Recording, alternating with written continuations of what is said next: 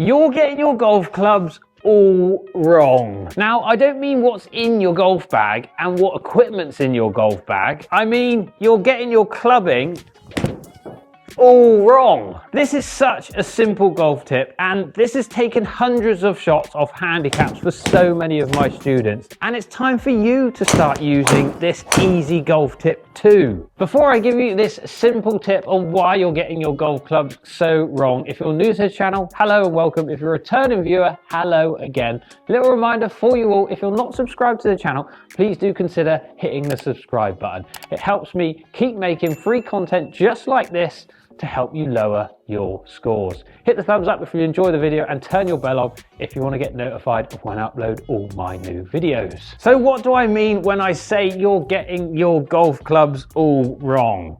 Well, in the comments down below to start with, how far do you hit your 7-iron, let's say? Come on, in the comments down below. First mistake a lot of you are going to make, and this is why you get your clubbing so wrong, is you're going to give me your total yardage. All good players, and class yourself as a good player if you have commented your carry yardage. Guys and girls on the TV are all going to be using their carry distances, and this is the reason why. If you think you're going to be hitting into a green and there's a bunker short or a water short, or there's a ditch going across the fairway off the tee, you need to know if your club is going to carry past that danger. If you're one of the people in the comments that's put your total yardage down, absolutely fine. That's why we're here to learn and help you lower your scores.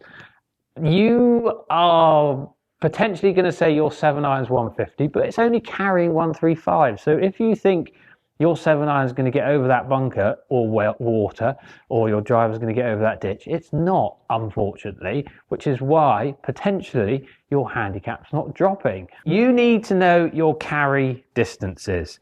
And lots of you down that lens as well will now be saying, well, Matt, I don't maybe hit it quite as good as you do and as consistently. I top, I fat, I thin, I shank. That's also fine, because those can be outliers. You need to get a bit of data, maybe get on a launch monitor if you can, or get onto a driving range or on a hole and hit 10 shots, for instance. Go and measure them out. My 7-iron has gone 170 on my first shot here. Let's hit another one, see how far it goes for this one. Another decent strike. And that one has gone 167, so 3 yards difference. And this is what I want you to start doing next. I reckon 99% of you in the comments down there have only written one number when I've asked you how far your 7-iron goes. Whether it's the full distance, whether it's the carry distance. I bet 99% of you have done that. 1% might have said, my 7-iron goes roughly between 140 and 150.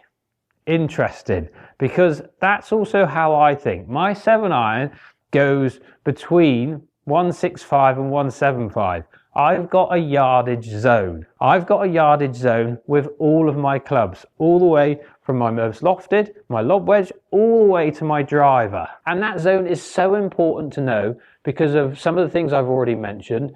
Getting over things and carrying things. Hitting into greens. How big is the green? Are you hitting at a flag on a certain part of the green?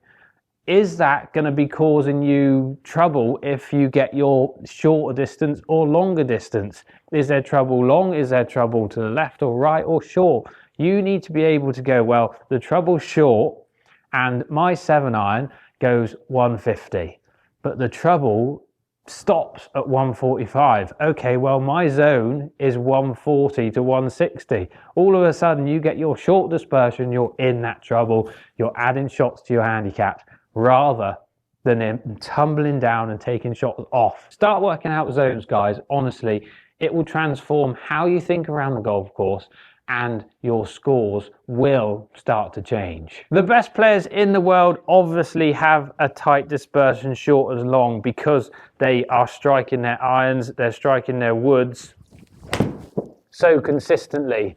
There's a pull, probably because I'm talking a little bit, but it's gone 173. So all of a sudden I've gone 170, 167, 173. there's a 6-yard gap now between my shortest and longest. If you want to get better, not only understanding your yardage zones is important, but getting them as tight as possible is another key. This video isn't going to be telling you how to strike your irons better or how to strike your woods better. There's loads of other videos on that. This is just to get you thinking slightly differently, to try and help you when you're on the golf course, to help you lower those scores. Now, I haven't done this on the golf course because I'm in England and it's winter and it's horrible. So I'm in the lovely warm studio. And that leads me to my quick final point. If it's cold or hot outside, your clubs might be going different distances. So if you have time before going on the range, great, you'll be able to learn, right, normally in normal conditions my 7-iron goes 150, say.